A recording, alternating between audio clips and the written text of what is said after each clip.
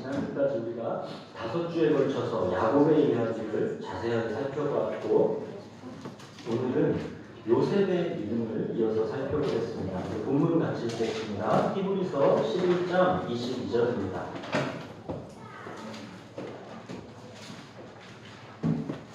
히브리서 11장 22절입니다. 찾으셨으면 같이 읽겠습니다.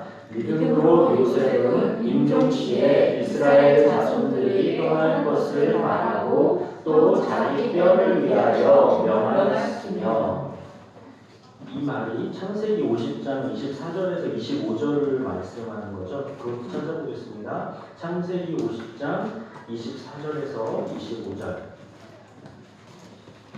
히브리서 요 얘기가 창세기 50장 24절 25절 요 말입니다. 우리 찾으셨으면 같이 읽겠습니다. 요셉이 그의 형제들에게 이르되 나는 죽을 것이나 하나님이 당신들을 돌보시고 당신들을 이 땅에서 인도하여 내사 아브라함과 이삭과 야곱에게 맹세하신 땅에 이르게 하시리라 하고, 요셉이 또 이스라엘 자손에게 맹세시켜 이르기를 하나님이 반드시 당신들을 돌보시리니 당신들은 여기서 내 해골을 메고 올라가겠다 하였더라. 히브리서 믿음의 전당에 소개된 요셉의 믿음은 무엇인가요? 이스라엘 자손들이 마침내는 애굽을 떠나게 될 것을 예언한 것, 그리고 애굽을 떠날 때 자기 뼈를 어떻게 할지에 대해서 지시한 것, 이 두 가지가 나와 있죠. 이 두 가지가 왜 요셉의 믿음을 대표하는지를 알아보기 위해서 우리가 그 요셉의 인생을 좀 같이 살펴보겠습니다. 요셉은 야곱이 가장 사랑하는 아들이었죠. 그래서 형제들은 요셉을 시기하고 미워했습니다. 또 요셉의 특징은 미래의 될 일을 꿈으로 꾸는 사람이었죠. 이거는 요셉이 하나님의 말씀을 사모하는 사람이고 하나님의 말씀을 해석할 줄 아는 사람이라고 달리 표현해도 됩니다. 꿈을 꾸고 꿈을 해석한다는 것은 성경이 없던 고대시대에 하나님의 말씀을 듣기를 사모하고 그 말씀을 해석한다는 것과 비슷한 기능을 갖는 것으로 볼 수 있습니다. 요셉은 그러니까 꿈꾸는 사람, 다시 말하면 말씀의 사람, 이렇게 보시면 됩니다. 요셉의 나이가 17살 때부터 꿈꾸는 사람, 요셉의 고난이 본격적으로 시작됩니다. 요셉이 형들의 미움을 받아서 애굽의 노예로 팔려가죠. 우선 애굽왕 바로의 친위대장 보디발의 가정총무가 됩니다. 그런데 요셉은 자기가 처한 환경에서 결코 무너지지 않고 하나님의 사람으로서의 정체성을 분명히 하면서 하나님의 돌보심으로 형통하게 됩니다. 그리스도인이 세상에서 어떻게 살아야 하는지에 대한 베스트 모델이라 할 수 있습니다. 우리 창세기 39장 2절부터 5절도 같이 보겠습니다. 창세기 39장 2절부터 5절.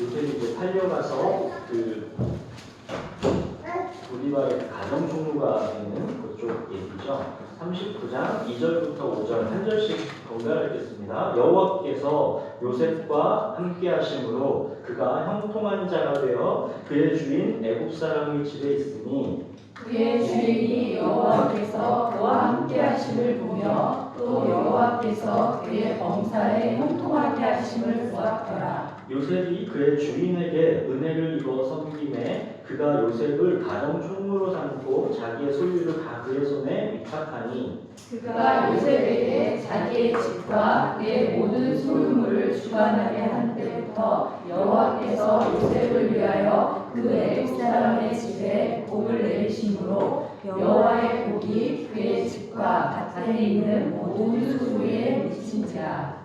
요셉은 이렇게 억울한 고난 중에서도 신실했지만 그렇다고 그의 억울함이 끝난 게 아니라 계속되었죠. 보디발의 아내가 이제 요셉을 유혹했는데 요셉이 이제 거절해서 오히려 성추행범으로 누명을 쓰고 감옥에 투옥되게 됩니다. 요셉은 그렇게 억울하게 감옥에 갇혔지만 그 감옥에서도 하나님께 대한 신실함을 잃지 않은 것을 우리가 보게 되죠. 그게 창세기 39장 21절, 23절 그걸 또 번갈아 읽겠습니다. 여호와께서 요셉과 함께 하시고 그에게 인자를 더하사 간수장에게 은혜를 받게 하시매 간수장이 옥중 죄수를 다 요셉의 손에 맡김으로 그 재반 사물을 요셉이 처리하고 간수장은 그의 손에 맡긴 것을 무엇이든지 살펴보지 아니하였으니 이는 여호와께서 요셉과 함께 하심이라. 여호와께서 그를 범사에 형통하게 하셨더라. 요셉이 보디발의 가정총무로 있었던 때 또 감옥에 갇혀 있을 때 이 두 군데 상황을 우리가 지금 말씀에서 찾아봤죠. 자, 두 군데 다 어떻게 시작하나요? 여호와께서 요셉과 함께 하신다. 그죠? 요셉이 어떤 상황에 처하든 말씀에서 보여주는 명확한 특징은 무엇이냐면 그 순간을 하나님께서 요셉과 함께 하셨다는 말씀입니다. 우연이 아니다라는 뜻이죠. 하나님의 주권과 섭리 가운데 하나님께서 요셉의 인생을 주도하고 계신다라는 뜻입니다. 하나님께서 요셉과 함께 하셨고 요셉은 그 하나님을 믿고 어떤 처지와 환경에서든 믿음을 잃지 않고 신실했던 것입니다. 그 결과가 뭐였어요? 그는 범사에 형통했다 그러죠.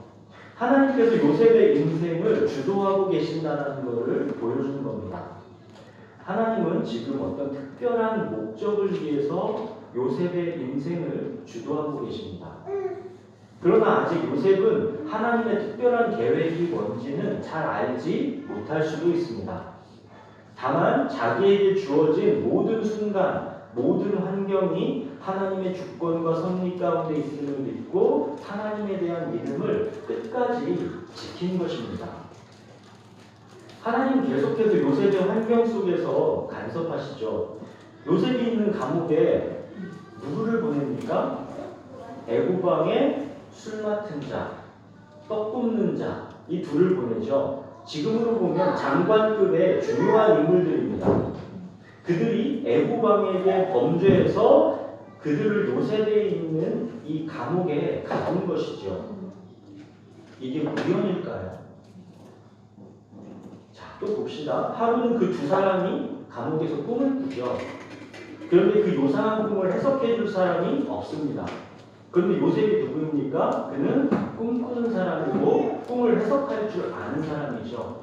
요셉이 그래서 그 꿈을 해석해 주죠. 술 맡은 자는 사흘 후에 복직될 것이니까 그때 나를 기억해서 억울함을 풀어달라 이렇게 얘기해줬고 떡 굽는 자는 사흘 후에 죽을 것이다 이렇게 얘기했죠. 요셉은 꿈 해석은 하나님께 있다라고 믿는 사람입니다. 그래서 당연히 꿈을 해석한 대로 이루어진다라고 확신했던 사람입니다. 요셉의 꿈 해석대로 정말로 그렇게 되었죠. 그런데 40장 23절에 보면 뭐래요? 술 맡은 관원장이 요셉을 기억하지 못하고 그를 잊었더라. 그죠? 요셉은 정말 이번에는 자기 억울함이 풀릴 거라고 기대했을 텐데 그 술 맡은 관원장이 요셉을 잊었답니다. 그래서 요셉은 그렇게 2년을 더 억울한 채로 감옥에 보내게 됩니다. 요셉은 내 처지와 환경을 하나님께서 당장 해결해 주지는 않아도 끝까지 자기 위치에서 하나님을 믿고 기다리는 사람이었습니다. 그런데 이번에는 애고방 바로가 이상한 꿈을 꾸고 그 누구도 그것을 해석해 주지를 못해서 답답해서 죽을 지경이 됩니다. 이때 이제 술 맡은 관원장이 요셉을 기억하게 되죠. 이것이 하나님께서 일하시는 결정적인 타이밍입니다. 하나님의 이 타이밍을 시편에서는 여호와의 말씀이 응할 때까지라는 표현으로 나와 있죠. 그게 시편 105편 16절부터 20절인데요. 함께 한번 보겠습니다. 시편 105편 16절부터 20절 요게 요셉의 이야기입니다. 시편 105편 16절부터 20절을 찾으셨으면 우리 한 절씩 번갈아 읽겠습니다. 그가 또 그 땅에 기근이 들게 하사 그들이 의지하고 있는 양식을 다 끊으셨도다. 그가 한 사람을 앞서 보내셨으며 요셉이 종으로 팔렸도다. 그의 발은 착고를 차고 그의 몸은 쇠사슬에 매였으니 곧 여호와의 말씀이 응할 때까지라. 그의 말씀이 그를 단련하였도다. 왕이 사람을 보내어 그를 석방하며 뭇 백성의 통치자가 그를 자유롭게 하였도다. 이게 지금 우리가 요셉 읽은 이야기죠. 19절에 뭐래요? 여호와의 말씀이 응할 때까지 그 말씀이 그를 단련했다 그러죠. 이게 하나님의 타이밍입니다. 요셉은 이렇게 하나님의 타이밍에 바로의 꿈을 해석하고 바로의 신임을 받아서 총리가 됩니다. 뿐만 아니라 애국왕에게 하나님의 존재를 분명하게 알려주는 그런 막중한 역할을 요셉이 하고 있습니다. 자, 때가 되어 기근이 온 세상을 덮었습니다. 세계 모든 백성이 굶어 죽을 지경이 되었습니다.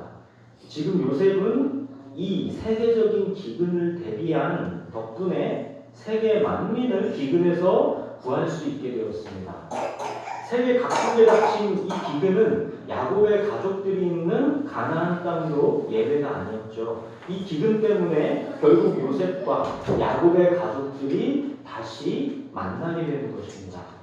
요셉은 야곱의 가족들이 기근으로 굶어 죽게 될 위기에서 구해내게 되는 것입니다. 지금 이 일들을 누가 주도하고 계십니까? 이것이 어떤 분의 계획입니까? 하나님이십니다. 그렇죠? 드디어 요셉이 자기 형제들을 만납니다. 그 형제들은 요셉을 못 알아보죠. 요셉은 그들을 적국의 정탐꾼이라고 누명을 씌우고 옥신각신하는 과정을 거쳐서 형제들의 비웃침을 확인한 다음에 자기 정체를 형제들에게 밝히게 되죠. 창세기 우리 45장 4절 5절 한번 같이 읽어볼까요? 창세기 45장 4절 5절입니다. 우리 같이 읽겠습니다.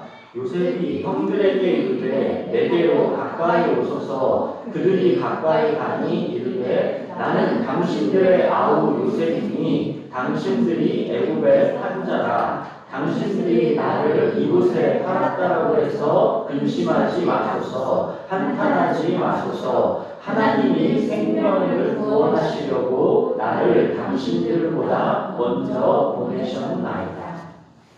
요셉이 자기 인생을 해석하는 것을 보십시오. 하나님의 구원 계획이라고 합니다. 요셉은 자기 인생을 주도하시는 분이 하나님이심을 항상 믿어왔고 그 하나님께서 자기를 통해서 형제들을 구원하고 세상을 구원할 것을 믿었습니다. 요셉은 형제들 때문에 죽을 뻔했는데 원망하지 않습니다. 복수하지 않습니다. 하나님께서 주도하셨다는 것을 알기 때문에 이럴 수 있었던 것입니다. 13년 겪은 혹독한 고난의 시간을 하나님의 구원 계획으로 해석하는 요셉의 믿음을 보십시오. 그는 형들의 죄악으로 초래된 악한 운명을 견뎌내고 마침내는 세계 만민을 살리는 복의 근원이 되었습니다. 하나님께서 아브라함에게 약속하셨던 내 자손을 통해 세계 만민이 복을 받으리라. 이 약속이 우선 1차적으로 요셉의 인생에서 실현되고 있는 것입니다. 야곱이 요셉에게 어려서부터 하나님의 언약을 들려줬을 거잖아요. 할아버지 아브라함이 받은 하나님의 언약, 아버지 이삭이 받은 하나님의 언약, 그리고 야곱 자기가 받은 하나님의 언약, 이 하나님의 언약을 요셉에게도 들려주었겠죠. 특히 야곱이 베델에서 받은 하나님의 언약은 무엇이었습니까? 내가 영원히 너와 함께하리라, 너를 복되게 하리라. 이 언약을 요셉에게 전해주었겠죠. 요셉은 이 언약을 믿은 거예요.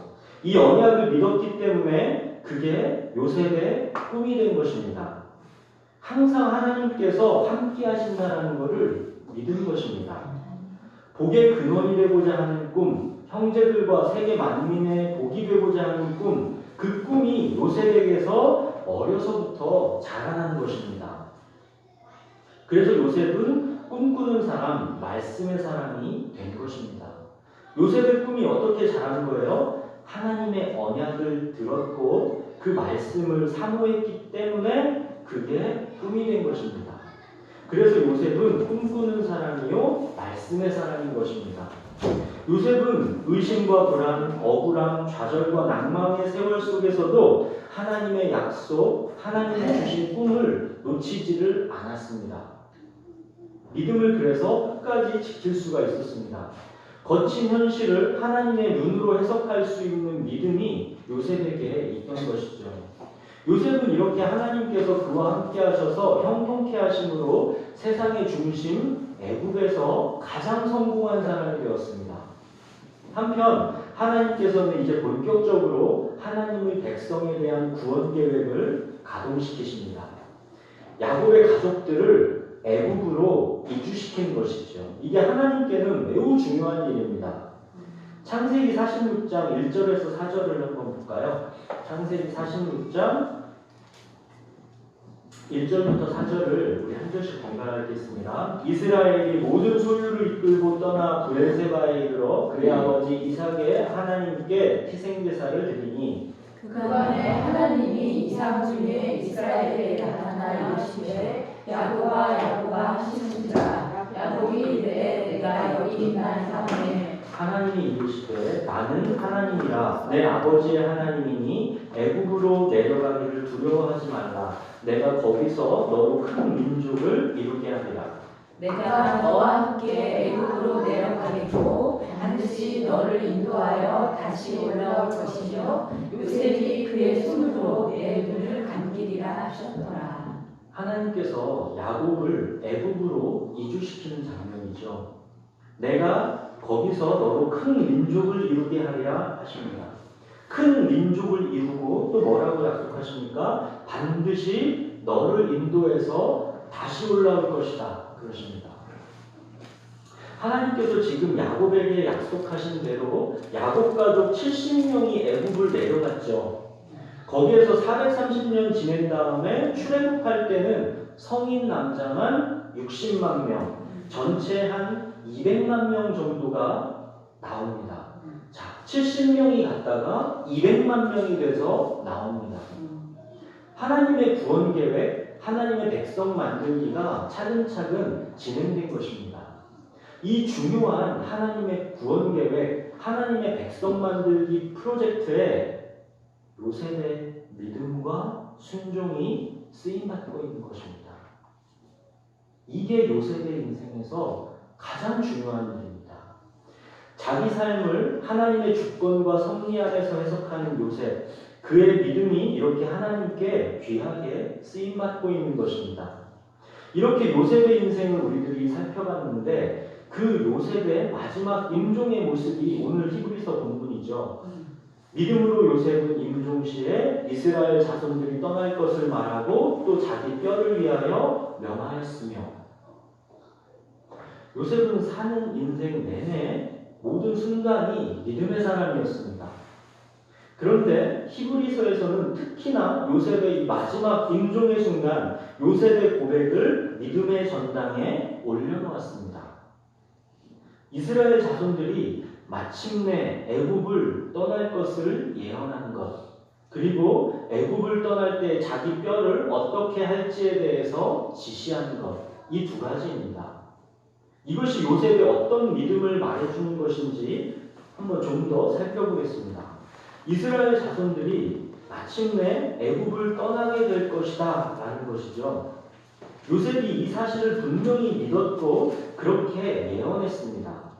요셉은 세상의 중심 애굽에서 가장 성공한 사람이었지만 애굽에는 정이 없습니다. 요셉은 자기는 나그네요 외국인이라고 생각하고 평생을 산 사람입니다.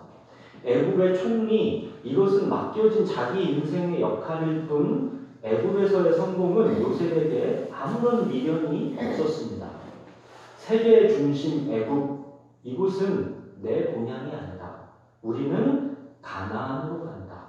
이것이죠. 야곱이 요셉에게 뭐라고 유언했었습니까? 48장 21절에 이스라엘이 요셉에게 또 이르되 나는 죽으나 하나님이 너희와 함께 계시사 너희를 인도해서 너희 조상의 땅으로 돌아가게 하시려니와. 야곱도 그렇게 유언을 하죠. 하나님께서 너희를 인도해서 가나안으로 돌아오게 하신다라고 야곱이 요셉에게 지금 유언을 남긴 거죠. 야곱에게도 요셉에게도 본향은 가나안입니다. 세계의 중심 애굽이 아닙니다. 그리고 애굽에서 가나안으로 돌아오리라는 약속은 야곱에게 처음 주어진 게 아닙니다. 이 구체적인 약속은 이미 하나님께서 아브라함에게 옛날부터 주신 약속입니다. 이것도 놀라운 거예요. 창세기 15장 13절에서 16절을 한번 보겠습니다. 여기에 보면 하나님께서 아브라함에게 이 애굽 생활을 이미 예언하신 장면이죠. 창세기 15장 13절부터 16절 우리 찾으셨으면 한 절씩 읽겠습니다. 여호와께서 아브라함에게 이르시되 너는 반드시 알라 내 자손이 이방에서 객이 되어 그들을 섬기겠고 그들은 400년 동안 내 자손을 괴롭히리니 그들이 섬기는 나라를 내가 지켜라지며 그 후에 내 자손이 큰 재물을 이끌고 나오리라. 너는 장수하다가 평안히 조상에게로 돌아가 장사될 것이요 내 자손은 4대 만에 이 땅으로 돌아오리니 나는 아무리 그 속에 죄악이 아직 가득 차지 않으리라 하시더니. 하나님은 이렇게 이미 아브라함에게 애굽에서의 400년 노예 생활을 알려주셨습니다. 하나님의 이 언약은 흘러 아브라함에게서 이삭에게로 야곱에게로 요셉에게로 이렇게 흘러가고 있는 것이죠. 하나님의 언약을 붙잡고 사는 백성이 하나님의 백성입니다. 요셉은 하나님의 언약을 굳게 믿고 살아온 사람입니다. 그래서 애굽에서 지금 죽는 순간에도 이스라엘 자손들에게 당부하는 것입니다. 하나님의 언약대로 마침내 애굽을 너희가 떠나게 될 것이다. 그러니까 세상의 중심 애굽에서 안주하지 말고 외국인처럼 나그네처럼 그렇게 지내라 이 말인 것이죠. 그리고 요셉이 또 죽을 때 당부한 건 뭡니까? 마침내는 당신들이 애굽을 떠날 날이 오게 될 텐데 그때 내 뼈를 파내서 가나안으로 가져오라는 것이죠. 실제로 나중에 출애굽할 때 모세가 진짜로 요셉의 뼈를 가져옵니다. 출애굽기 13장 18, 19절 제가 읽어볼게요. 그러므로 하나님이 홍해의 광야길로 돌려 백성을 인도하시매 이스라엘 자손이 애굽 땅에서 대열을 지어 나올 때에 모세가 요셉의 유고를 가졌으니 이는 요셉이 이스라엘 자손으로 단단히 맹세하게 하여 이르기를 하나님이 반드시 너희를 찾아오시리니 너희는 내 유고를 여기서 가지고 나가라 하였습니다. 하나님이 너희를 반드시 찾아올 것이다. 요셉이 이거를 자기 형제와 자손들에게 알려준 거죠. 이 백성들은 이거를 믿었던 것이고요. 요셉이 죽는 지금 시점에 400년이 지난 후의 일인데 요셉은 확신에 차서 예언하고 당부하는 것입니다. 하나님의 약속을 너무나 분명하게 확신하고 있는 것이죠. 이게 믿음입니다. 하나님께서 아브라함에게 주신 약속, 이방 땅에서 객이 된 후에 4대 만에 가나안으로 돌아오게 될 것이다 라는 그 약속, 요셉은 굳건하게 믿고 있습니다. 하나님의 약속을 분명히 믿어서 현재 나의 선택과 결정을 그 믿음에 따라서 하는 것, 이것이 하나님을 정말로 믿는 믿음입니다. 믿는다면 오늘의 선택과 결정이 달라질 수밖에 없다는 것이죠. 요셉의 인생이 그것을 보여주고 있습니다. 사랑하는 여러분, 이 파란만장한 요셉의 인생을 보고 어떤 생각, 어떤 느낌이 드십니까? 요셉의 억울했던 삶, 그러나 신실했던 삶, 그리고 결국은 형통했던 삶, 그러나 모든 순간 하나님의 언약을 붙잡고 본향을 사모하며 외국인과 나그네처럼 그렇게 살았던 삶, 그게 요셉의 인생이었죠. 하나님은 야곱의 자식들이 악하게 요셉을 팔아넘긴 죄악을 만민을 기근에서 구원하는 통로가 되게 하셨습니다. 그리고 야곱의 가족들이 하나님의 백성으로 번성하게 하는 계기가 되게 하셨습니다. 모든 것은 하나님께서 주도하신다는 것을 말해줍니다. 인간들의 죄악마저도 하나님의 계획에 도구가 되고 있다는 것을 우리가 봅니다. 모든 것이 하나님의 주권과 섭리 가운데 이루어지고 있다는 것입니다. 그러나 이 하나님의 창조적인 작업에 고난받는 의로운 종들의 역할이 있다는 것을 주목하셔야 합니다. 그게 요셉의 인생이었죠. 사랑하는 여러분, 하나님은 이 지나가는 세상에서의 그리스도인의 삶을 그렇게 부르십니다. 우리는 세상에 복이 되어야 합니다. 그 복이 되는 길은 그러나 마냥 우리가 성공하고 행복하게 되는 길이 아닐 수 있습니다. 고난받는 종으로서의 우리의 역할이 있습니다. 그 역할을 우리가 감당할 것인가? 이것을 요셉의 인생을 통해서 하나님께서 우리에게 묻고 있는 것입니다. 여러분은 하나님의 이 부르심에 어떻게 반응하시겠습니까? 창세기의 마무리는 다 죽는 장면들이죠. 야곱이 죽고 요셉이 죽는 그런 장면입니다. 그런데 야곱도 요셉도 자기를 가나안으로 보내달라고 합니다. 이게 중요합니다. 창세기 마무리가 죽음을 말하고 있지만 결국은 죽음 너머의 세계, 이 새로운 부활을 말하고 있다는 것입니다. 우리의 본향은 가나안입니다. 본향을 주신다라는 하나님의 언약은 영원히 살아있어서 믿음의 자녀들에게 계승되고 있습니다. 그 약속이 계속 흘러갑니다. 마침내 우리에게까지 왔죠. 죄를 넘어 고난과 죽음을 넘어 그 약속은 또 막힘없이 앞으로도 흘러갈 것입니다. 아브라함의 삶도 이삭과 야곱의 삶도 오늘 살펴본 요셉의 삶도 결국 무엇을 보여주고 있습니까? 하나님이 선택하신 하나님의 백성의 삶은 하나님의 언약을 따라 흘러간다는 것입니다. 하나님의 주권과 섭리 속에 그 삶이 있습니다. 그 삶은 하나님의 구원 계획에 쓰임받고 있습니다. 그리고 놓치지 말아야 하는 그들의 공통된 삶에서 보여지는 한 가지가 있습니다. 그게 무엇입니까? 본향을 사모하는 삶입니다. 히브리서 볼까요? 히브리서 11장 13절에서 16절을 보겠습니다. 이 히브리서 11장 13절부터 16절이 믿음의 사람의 공통된 점을 보여주고 있는 부분입니다. 11장 13절부터 16절입니다. 히브리서에 나온 아브라함, 이삭, 야곱, 요셉 이 모든 사람들은 다 어땠냐를 보여주는 장면이죠. 우리 한 절씩 번갈아 읽겠습니다. 이 사람들은 다 믿음을 따라 죽었으며 약속을 받지 못하였으되 그것들을 멀리서 보고 환영하며 또 땅에서는 외국인과 나그네임을 증언하였으니 그들이 이같이 말하는 것은 자기들이 본향 찾는 자임을 안다느니라. 그들이 나온 바 본향을 생각하였더라면 돌아갈 기회가 있었으려니와 그들이 이제는 더 나은 본향을 사모하니 곧 하늘에 있는 것이라. 이러므로 하나님이 그들의 하나님이라 일컬음을 하심을 부끄러워하지 아니하시고 그들을 위하여 한 성을 예비하셨느니라. 히브리서 믿음의 전당에서 말하고자 하는 믿음의 본질이요 믿음의 핵심이 무엇입니까? 믿음의 본질과 믿음의 핵심은 본향을 사모하는 삶입니다.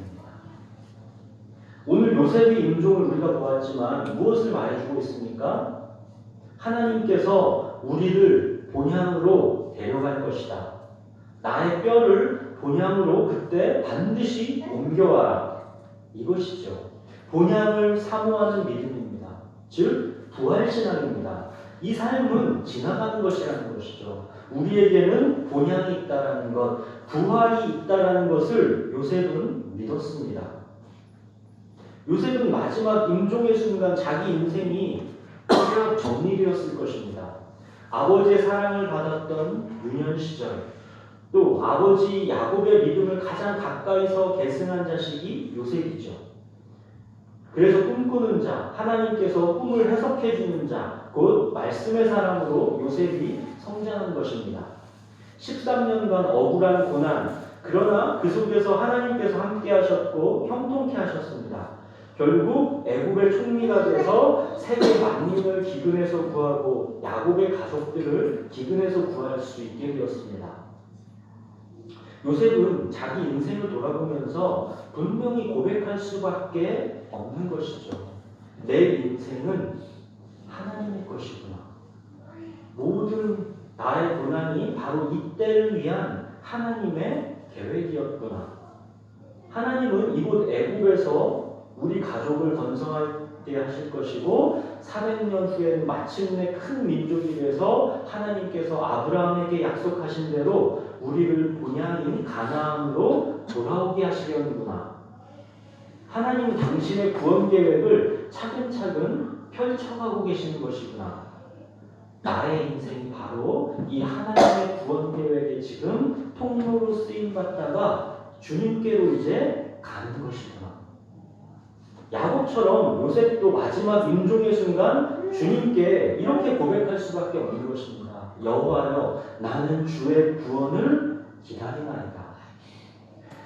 가나안에 묻어달라는 야곱, 뼈를 가나안으로 가져가달라는 요셉, 이들은 모두 본향을 사모하는 사람들입니다.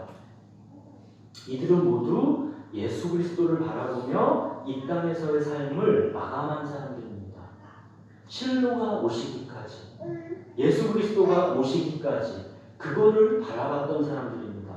부활신앙으로 이 삶을 살아갔다는 것을 말해주는 겁니다. 16절에 뭐라고 되어 있어요? 그들이 이제는 더 나은 본향을 사모하니 곧 하늘에 있는 것이라. 이러므로 하나님이 그들의 하나님이라 일컬음 받으심을 부끄러워하지 아니하시고 그들을 위하여 한 성을 예비하셨느니라. 더 나은 본향을 사모한다. 그렇죠. 이것이 히브리서에서 강조하는 믿음입니다. 그래서 이 땅을 외국인과 나그네처럼 살아가는 삶으로 그 믿음이 증거된다는 것이죠. 히브리서 10장 37절에 뭐라고 하냐면 잠깐 후면 오실 이가 오시리니 지체하지 아니하시리라. 잠깐 후면 오실 이가 오실 건데 지체하지 아니하시리라. 잠깐 후면 오실 이가 오신다라는 것을 믿는 것, 이게 믿음입니다. 요셉의 임종시 마지막 유언, 오늘 우리가 본 거 뭐였어요? 너희의 하나님께서 반드시 너희를 찾으러 오신다. 그때 내 뼈를 본향으로 다시 가져와라. 바로 이 믿음이죠. 약속하신 대로 잠깐 후면 오신다는 것입니다. 그게 출애굽까지 400년이었죠. 잠깐입니다. 그리고 더 빨리는 내 목숨이 다하는 날, 그때 우리는 본향으로 가는 것이죠. 사랑하는 여러분, 오늘 요셉의 믿음에서 우리가 무엇을 보았습니까? 요셉의 인생은 애굽에서의 총리로의 성공, 이게 주제가 아닙니다. 고난의 시간을 견딘 요셉의 인내와 인격, 이것도 주제가 아닙니다. 요셉의 인생을 통해서 성경이 우리에게 전해주고자 하는 것은 이것입니다. 첫째, 말씀을 사모하는 사람, 하나님의 약속을 사모하는 사람, 즉 요셉처럼 꿈꾸는 사람이 되라는 것입니다. 요셉은 하나님의 말씀을 사모했기 때문에 그것을 꿈으로 꾼 것입니다. 둘째는 말씀이 응할 때까지 단련의 시간이 있다는 것입니다. 믿음에는 시련이 있습니다. 과연 하나님께서 말씀하신 게 맞는가 의심되는 어둠의 기간이 있다는 것입니다. 과연 하나님께서 함께 하셔서 나를 돌보시는 게 맞는가 싶은 그런 시련의 기간이 있다는 것입니다. 믿음으로 끝까지 신실하게 견디라는 것입니다. 이게 요셉의 인생을 통해서 우리에게 주시는 하나님의 말씀입니다. 세 번째는 하나님의 약속은 마침내는 반드시 이루어진다는 것을 믿고 정말로 그 믿음 위에서 오늘 나의 선택과 결정을 묶으라는 것입니다. 정말로 본향이 있다라고 믿는다면, 정말로 하나님의 약속이 이루어질 것을 믿는다면 오늘 나의 선택과 결정에 그 믿음을 보이라는 뜻입니다. 하나님의 말씀을 사랑하고 본향을 사모하는 믿음, 그래서 끝까지 모든 상황 속에서도 견디고 기다렸던 삶, 부활신앙으로 현재를 주님만을 믿고 견뎌냈던 삶, 이게 요셉의 인생의 주제입니다. 요셉은 하나님을 정말로 사랑했던 사람입니다. 하나님을 사랑하는 것은 우리의 느낌과 감정이 핵심이 아닙니다. 하나님을 사랑한다는 것은 말씀을 사랑하는 것입니다. 그 말씀을 사랑하기 때문에 하나님의 말씀은 이루어진다라고 확신하기 때문에 그 말씀이 응할 때까지 단련되는 것을 견디는 것, 이것이 하나님을 사랑하는 것입니다. 마침내는 말씀대로 이루어질 것을 믿고 나의 현재의 선택과 결정을 그 말씀 따라 하는 것, 이것이 하나님을 사랑하는 것입니다. 요셉은 이처럼 하나님을 사랑했던 사람입니다. 저와 여러분 모두가 이 요셉의 믿음과 사랑을 본받게 되기를 바랍니다. 더 나은 본향을 사모하는 그 믿음으로 우리에게 주어진 어떤 현실과 처지에서도 주님과 함께 견디고 기다리는 삶을 살게 되기를 바랍니다. 그렇게 살아가는 하나님의 백성들에게 하나님은 이렇게 말씀하십니다. 나는 그들의 하나님이라 일컬음을 받는 게 부끄럽지 않다. 자랑스럽다. 내가 그들을 위해서 그들이 사모하는 본향의 한 성을 예비하였다. 그들은 곧 나를 보게 될 것이다. 사랑하는 여러분, 우리들이 성경 말씀을 하나하나 있는 그대로를 자세히 살피다 보면 혹시 이런 생각 안 드십니까? 왜 맨날 본향이네 천국이네 그러지? 외국인이네 나그네네 그러지? 또 수요일 예배 때는 우리가 더 하죠. 수요일은 최고봉을 나가고 있는데 완전히 거기는 자기라는 건 아예 없죠. 주님이 나의 주님이시고 나는 없습니다. 나의 행복, 자아실현을 부추기는 말 아예 없죠. 그런데 이것이 기독교입니다. 성경에서 말씀하시는 기독교는 이게 기독교입니다.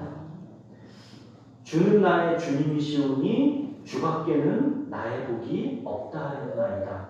이 복음을 만나지 못하는 한 성경에서 말씀하시는 것이 전부 다 이상하고 현실 도피적으로만 들릴 수밖에 없습니다.